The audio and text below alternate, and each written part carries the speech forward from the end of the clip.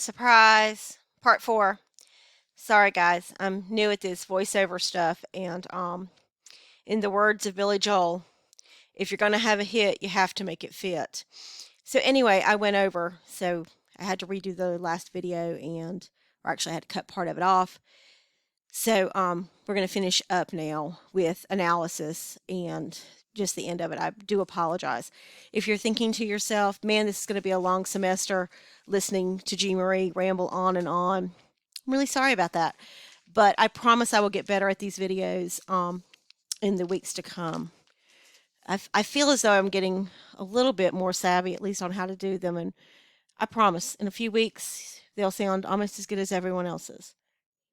But at least you have my, comic relief, right? All right, so let's get started. Analysis and interpreting. The priority collaborative problem for patients with an infection is fever due to the immunoresponse triggered by the pathogen. Now, where that comes in with nursing is we've already talked about how knowing what the lab results could be is important to be able to know whether or not we need to let the providers know. But also in getting someone's fever to come down, which is the goal with the patient with the infection, can be as easy as removing some extra blankets. If they're not drinking well, giving the physician a call, letting them know that. So it's our responsibility to be the eyes and ears of the physician or the provider when they are not available. So, what is our role as nurses in the planning and implementation of caring for a patient with an infection? Well, managing the fever. The goal of a patient who is experiencing an infection is that we can keep them afebrile while eliminating the cause of the fever. So you may be thinking, well, give them some Motrin, give them some Tylenol, as long as they're not allergic. Well, antipyretics are not always prescribed to people with an infection. Pause for a minute and think why we may not do that. Pause. The reason is because you may actually mask the infection getting worse. How do we know are they still spiking temperatures if we're giving them Motrin and Tylenol, every 6 hours? Now, sometimes we do need to treat that fever so that it doesn't get too high, or if patient is at risk, such as with congestive heart failure, history of febrile seizures, or if they have a head injury and are able to control their thermal regulation on their own.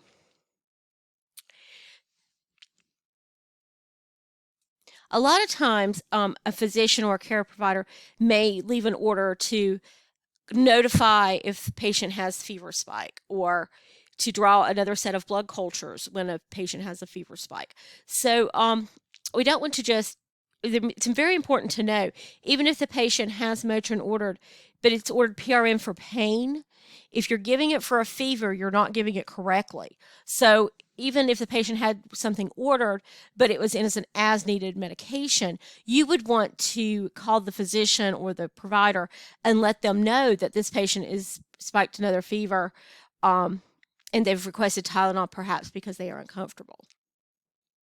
We've already talked about the culture and sensitivity, which will help to destroy the causative microorganism and help the physician to determine what type of drug therapy will be most therapeutic for the patient.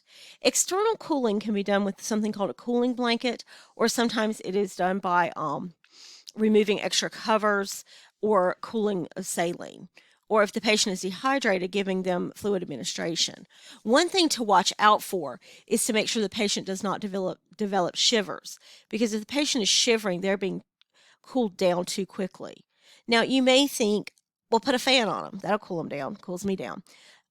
That's not correct for many reasons. One thing is that it can help to spread the infection to other people, and it moves around the microbes if they are airborne or droplet borne as well. Care coordination and transition of management. So I think I've said this before. If not, I will say it 100 times before the end of the semester. I am a huge proponent of teaching while we go and not trying to leave everything for the last day. So perhaps you're taking care of a patient who you know is going to go home with a dressing change, and the provider is assuming that the wife's going to be able to do this dressing change. And when you mention it to her, she's like, I can't do that. So then you have to find out, can she not do it because she doesn't feel like she's capable and we can teach her? Or no, I throw up at the sight of blood. I can't do that. in that case, we need to help to coordinate that care with perhaps getting home health or another family member. But with the coordinating our care for home, if the plan is to teach the wife to do the dressing change, even before I start actually letting her get hands on, I'll start talking to her about it. Now, as you can see, I put on one set of gloves to take the old dressing off. I re-wash my hands, and then I don a clean pair of gloves or a sterile pair, depending on the dressing, and redress the wound. And talk to the patient about, see how your wife's going to need to change her gloves in between when she's doing that dressing change. And it's our responsibility as the nurse to determine whether or not the patient's going to need home health care when they go home, to either help with making sure that the wife is continuing to do the dressing changes correctly, or was unable to do so and is going to have to continue that education at home.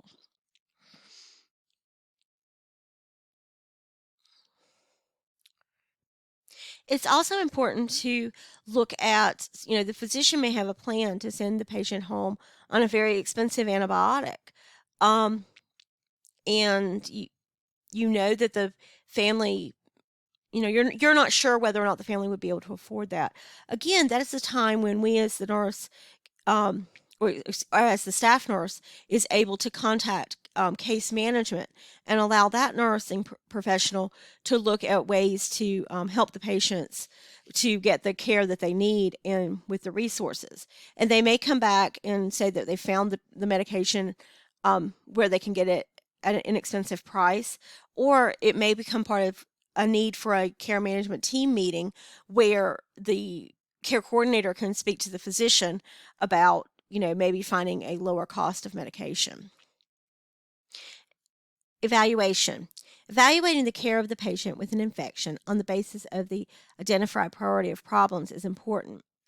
When the expected outcomes include you already have the body temperature back to normal and other vital signs are back within their baseline, and you've explained the drug therapy to the patient and made sure that they understand where and when to go pick up the medication prior to discharge, then you, as the hospital nurse, has done as much as she can. Once she perhaps has the patient do a teach back on how they're going to take their medication or when the dressing changes need to be done, and perhaps have done a watched or a return demonstration of the dressing change with the person who's going to be doing that. So that's where the staff nurses or the hospital nurses' responsibility for evaluation stops. But is that where evaluation stops? No. So if they've ordered home health care, the home health care agent would be able to tell when they go out, is the patient following their drug regimen? Are they doing well with their dressing changes? And if not, it goes to the nurse at the physician's office or the provider's office to see when they come back in on how they're doing with their dressing changes, and how they're doing with their adherence to their drug regimen. So even though our evaluation can be very different, depending on the role you're playing. Emerging infections and global bioterrorism. I think we can't let this slide go without looking at the impact of COVID-19 on the world as a pandemic infection.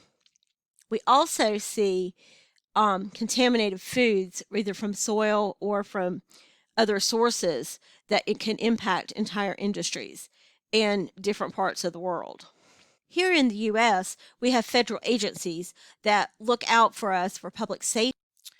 Lastly, the infection of C. difficile actually has been around for ages, and it's associated with antibiotic therapy, usually in older adults, where the use of antibiotics causes massive diarrhea.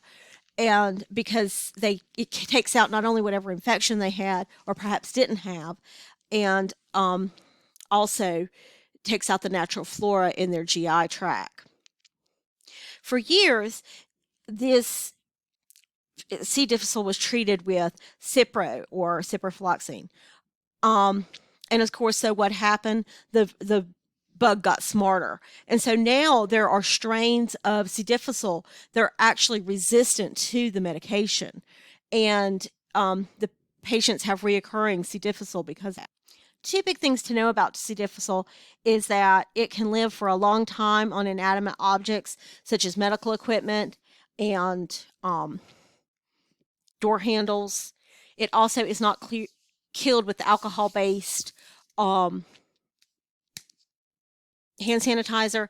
You have to actually physically wash your hands after caring for these patients with soap and water and friction. The other thing to know is that, I think I said it was diagnosed by a stool sample.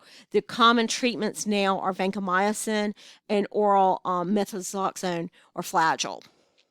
There's a new emerging medication called phytaloxamine that is starting to come to be where it's treating the patient for long term who have the reoccurrent C. difficile. And there's an interesting bit in the book about the FMT treatments where they're actually starting to replace the normal flora in a person's GI tract with stool. And it's just an interesting little read there on page 428. Final thoughts. Guys, I know that this wasn't the greatest lecture. They will get better, I promise. Please bring your questions, comments, or mild complaints to me first. We'll get through this, and it will get better with time. So please bring your questions to either our live session or contact me directly. Remember to wear your mask and always wash your hands and be safe. Thank you.